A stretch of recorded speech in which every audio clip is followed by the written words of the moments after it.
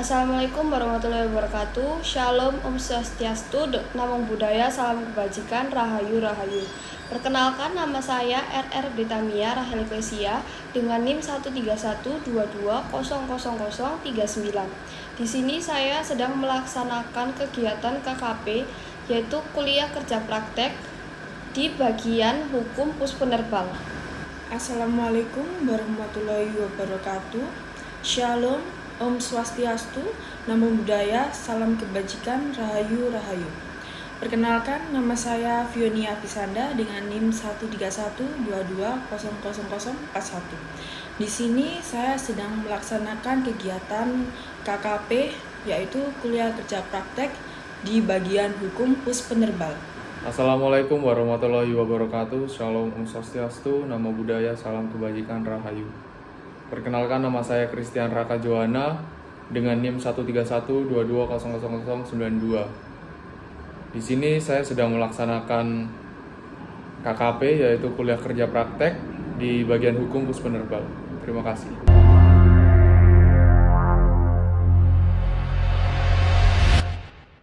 Selamat pagi Bapak.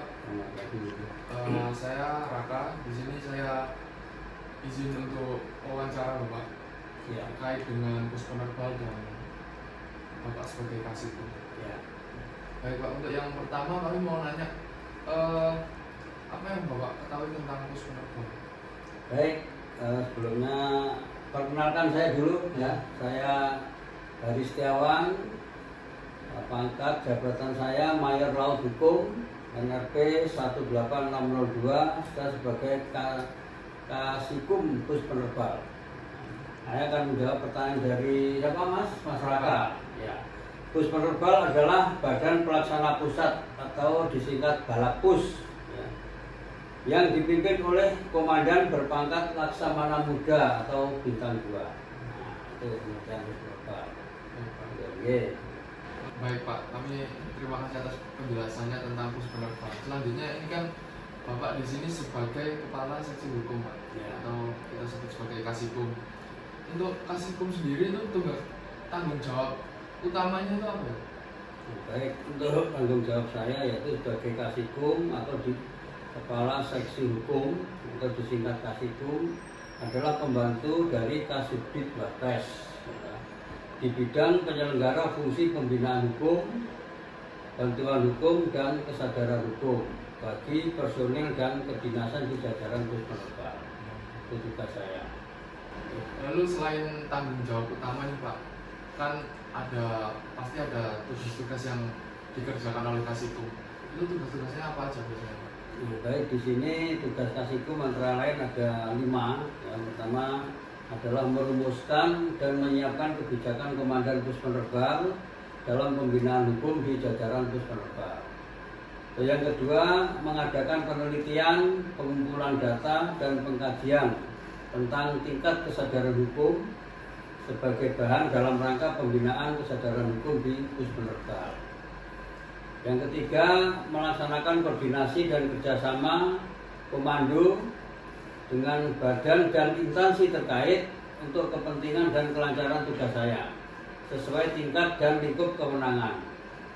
Kemudian yang keempat, mengawasi, mengendalikan, dan mengevaluasi pelaksanaan program pembinaan hukum Puspenerbal guna menjamin pencapaian sasaran programnya secara berhasil guna dan berdaya guna.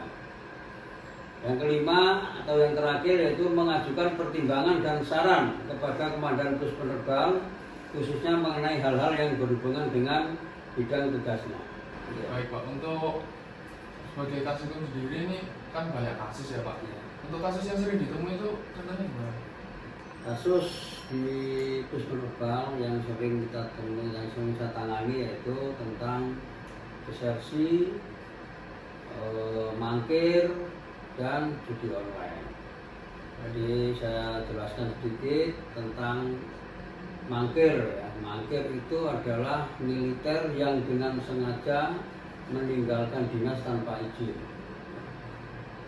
Paling sedikit 1 hari dan tidak lebih dari 30 hari.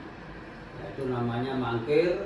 dan diatur di dalam pasal 86 KUHPM, Kitab Undang-Undang Hukum Pidana Militer. Di situ diancam 1 tahun 4 bulan. Kemudian desersi adalah militer yang dengan sengaja meninggalkan dinas tanpa izin lebih lama dari 30 hari. Lebih lama dari 3. Dan itu dilakukan secara berturut-turut. Terhitungnya hari ke-31 maka dia dinyatakan desersi. Itu diatur dalam pasal 87 KUHPM, ya, Kitab Undang-Undang Hukum Pidana Militer, dan diancam dengan ancaman pidana 2 tahun 8 bulan. Itu yang bisa saya jelaskan. Baik Pak, lalu yang kedua itu tentang tugas dan fungsi pos penerbang di TNI Angkatan Laut itu seperti apa? Baik, saya jawab. Untuk tugas pos penerbang yaitu melaksanakan pembinaan terhadap satuan-satuan penerbangan TNI Angkatan Laut, baik di bidang personel maupun kesiapan unsur udara. Fungsi pos penerbang itu ada 6 fungsi. Pertama yaitu sebagai pengintaian udara taktis. Untuk satuan pelaksananya adalah Skuadron Udara 800. Kemudian yang kedua adalah untuk anti kapal atas air. Satuan pelaksananya adalah Skuadron Udara 400 dan Skuadron Udara 600. Yang ketiga adalah untuk anti kapal selam. Satuan pelaksananya adalah Skuadron Udara 100 dan Skuadron Udara 800. Kemudian yang keempat adalah untuk pendaratan pasukan atau pasrat lintas helikopter. Satuan pelaksananya adalah Skuadron Udara 400. Kemudian yang kelima adalah untuk dukungan logistik cepat, di mana satuan pelaksana di sini Skuadron Udara 600. Kemudian yang keenam adalah untuk pengamatan laut, yaitu satuan pelaksananya di bawah Skuadron Udara 700 dan Skuadron Udara 800. Itu untuk tugas dan fungsinya dari pos penerbang. Baik Bapak, mungkin itu yang bisa saya tanyakan. Saya terima kasih atas bantuannya, sudah bersedia untuk menjawab pertanyaan. Terima kasih. Sama-sama.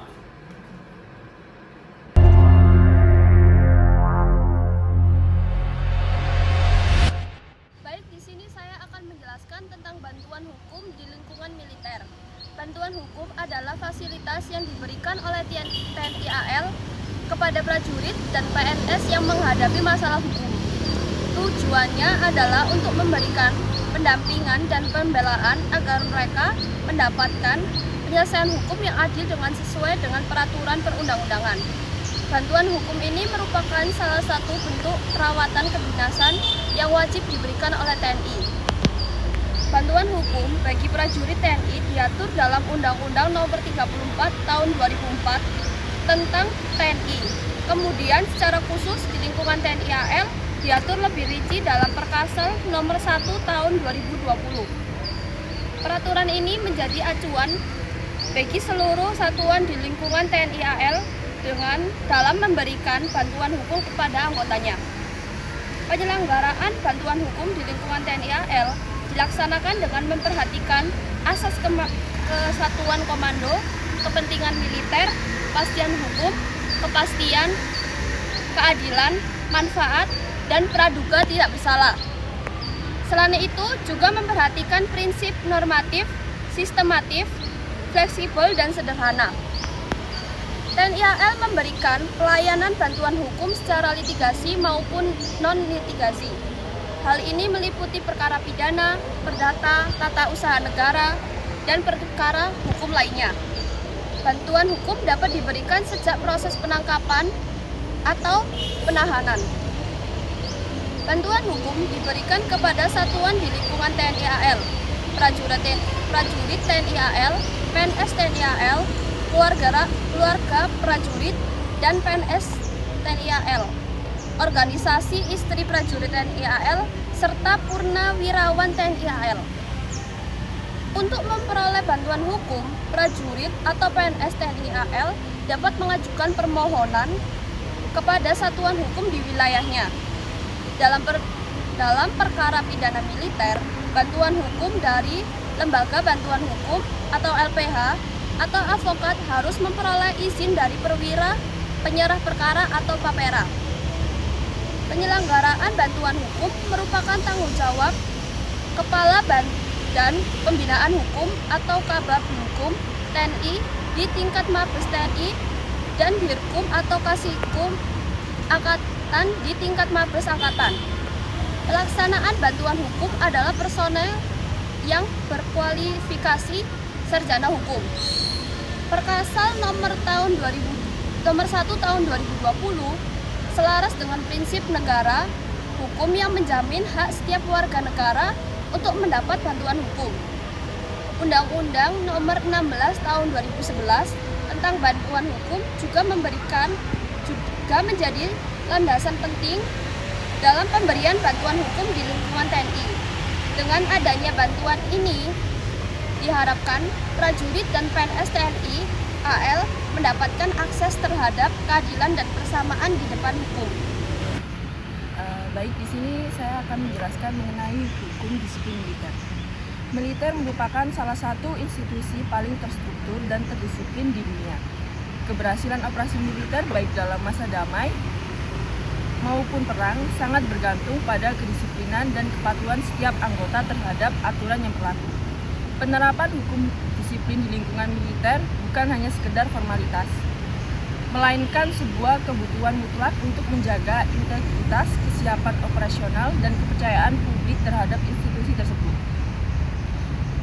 Dasar hukum disiplin militer di Indonesia, hukum disiplin militer diatur dalam berbagai peraturan perundang-undangan, termasuk Undang-Undang Republik Indonesia Nomor 25 Tahun 2014 tentang hukum disiplin militer, serta peraturan internal militer seperti Peraturan Disiplin Prajurit PDP. Aturan-aturan ini dirancang untuk memastikan bahwa setiap prajurit memahami tanggung jawabnya, baik sebagai individu maupun sebagai bagian dari kesatuan. Hukum disiplin militer mencakup berbagai aspek, mulai dari tata cara berpakaian, sikap, perilaku, hingga pelaksanaan tugas operasional. Pentingnya disiplin dalam militer. Disiplin adalah fondasi utama dalam kehidupan militer. Tanpa disiplin, sebuah pasukan akan kehilangan efektivitasnya dalam menghadapi tantangan operasional. Disiplin tidak hanya berkaitan dengan kepatuhan terhadap perintah atasan, tetapi juga mencakup tanggung jawab moral dan etika sebagai prajurit. Yang pertama, menjaga kesiapan operasional. Setiap prajurit harus siap menghadapi situasi apapun, baik dalam latihan maupun dalam situasi nyata. Disiplin memastikan bahwa setiap anggota militer memahami perannya dan melaksanakan tugasnya dengan penuh tanggung jawab. Tanpa disiplin, koordinasi antar unit akan terganggu yang dapat berakibat fatal dalam operasi militer. Yang kedua, membangun kepercayaan publik. Militer adalah institusi yang diandalkan oleh masyarakat untuk menjaga keutuhan dan kedaulatan negara. Pelanggaran pidana, terutama yang melibatkan tindakan kriminal atau pelanggaran hak asasi manusia, dapat merusak citra militer di mata publik. Oleh karena itu, penerapan hukum pidana yang tegas dan transparan sangat penting untuk mempertahankan kepercayaan masyarakat. Yang ketiga, mencegah penyalahgunaan kekuasaan. Sebagai institusi yang memiliki wewenang besar, militer rentan terhadap penyalahgunaan kekuasaan. Hukum disiplin berfungsi sebagai mekanisme kontrol untuk mencegah tindakan sewenang-wenang oleh prajurit, baik terhadap sesama anggota militer maupun terhadap masyarakat sipil. Mekanisme penerapan hukuman disiplin. Penerapan hukum disiplin di lingkungan militer dilakukan melalui mekanisme yang jelas dan terstruktur. Setiap pelanggaran disiplin akan diproses melalui sidang disiplin yang melibatkan atasan langsung dan pihak berwenang lainnya. Proses ini dirancang untuk memastikan bahwa setiap prajurit mendapatkan perlakuan yang adil sesuai dengan tingkat pelanggaran yang dilakukan. Yang pertama, teguran dan peringatan. Untuk pelanggaran ringan seperti pelanggaran tata cara berpakaian, sanksi yang diberikan biasanya berupa teguran lisan atau tertulis. Tujuannya adalah untuk memberikan peringatan dan kesempatan kepada prajurit untuk memperbaiki kesalahannya. Yang kedua, sanksi administratif. Pelanggaran yang lebih serius seperti ketidakpatuhan terhadap perintah atasan atau pelanggaran etika dapat dikenai hukuman administratif. Hukuman ini dapat berupa penundaan kenaikan pangkat, penurunan jabatan, atau pemindahan tugas ke wilayah yang lebih terpencil. Yang ketiga, sanksi pidana. Untuk pelanggaran berat seperti korupsi, kekerasan, atau tindak kriminal lainnya, prajurit dapat dikenai sanksi pidana sesuai dengan hukum yang berlaku. Proses hukum ini dilakukan melalui pengadilan militer yang independen dan transparan. Penerapan hukum disiplin di lingkungan militer adalah hal yang tidak bisa ditawar-tawar. Disiplin bukan hanya tentang kepatuhan terhadap aturan, tetapi juga tentang tanggung jawab, moral, dan etika sebagai prajurit. Dengan disiplin yang kuat, militer dapat menjalankan tugasnya dengan efektif dan menjaga kepercayaan publik. Namun, untuk mencapai hal tersebut, diperlukan upaya yang terus-menerus dari semua pihak, baik dari internal militer maupun dari masyarakat dan pemerintah. Dengan demikian, militer dapat tetap menjadi institusi yang diandalkan dalam menjaga keutuhan dan kedaulatan negara Republik Indonesia. Baik, di sini saya akan menjelaskan bagaimana hukum dan cara beracara di peradilan militer. Jadi peradilan militer itu adalah salah satu peradilan khusus yang ada di Indonesia, hanya untuk mengadili di lingkungan TNI. Peradilan khusus ini, peradilan militer ini memiliki dasar hukum, yaitu Undang-Undang Nomor 31 Tahun 1997 tentang peradilan militer, yang berlaku sebagai hukum utama dan didukung oleh Kitab Undang-Undang Hukum Pidana dan KUH Acara Pidana yang berlaku secara subsidiar selama tidak bertentangan dengan Undang-Undang Peradilan Militer. Untuk peradilan militer ini memiliki kewenangan untuk mengadili tindak pidana yang dilakukan oleh anggota TNI baik di dalam maupun di luar. Jika ada anggota TNI yang melakukan pelanggaran pidana bersama dengan masyarakat sipil, maka akan dibagi menjadi dua. Untuk masyarakat sipil akan diperiksa oleh kepolisian dan diserahkan untuk diadili di pengadilan umum. Sedangkan untuk anggota TNI yang melanggar akan diperiksa oleh polisi militer, lalu akan diserahkan kepada pengadilan militer untuk diadili di pengadilan militer. Untuk struktur pengadilan militer itu ada 4. Yang pertama adalah pengadilan militer, itu bisa disingkat Dilmil. Itu berkedudukan di tempat-tempat markas komando yang ada di Indonesia. Pengadilan ini itu memiliki kewenangan mengadili perkara pidana yang dilakukan oleh anggota TNI dari pangkat kapten atau perwira pertama sampai dengan klasi 2, yaitu tamtama, tingkat rendah. Lalu ada yang kedua, pengadilan militer tinggi.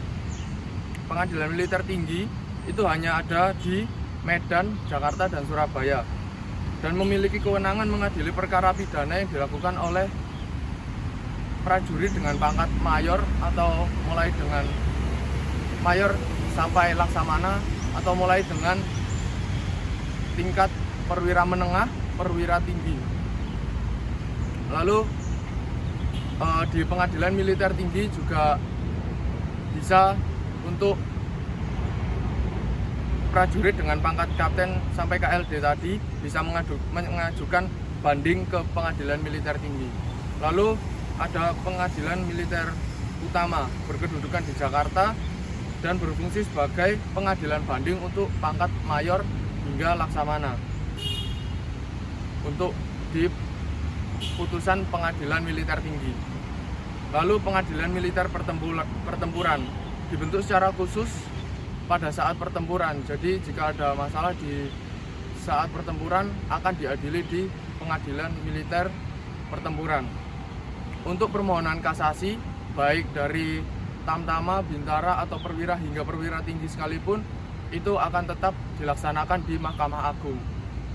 Untuk proses beracara di peradilan militer itu diawali dengan penyidikan. Penyidikan ini dilakukan oleh polisi militer sebagai tim penyidik, lalu ada pemberkasan juga. Setelah itu untuk penuntutan dilakukan oleh auditor militer. Dari auditor militer akan menyusun surat dakwaan dan mengajukan ke pengadilan militer. Setelah itu persidangan.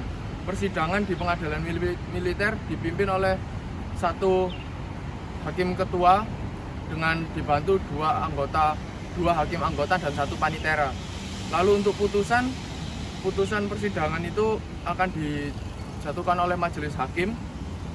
Yang terakhir itu eksekusi. Untuk eksekusi, jika putusan dari majelis hakim itu telah diterima, itu akan dieksekusi oleh auditor militer. Sekian dari saya, terima kasih.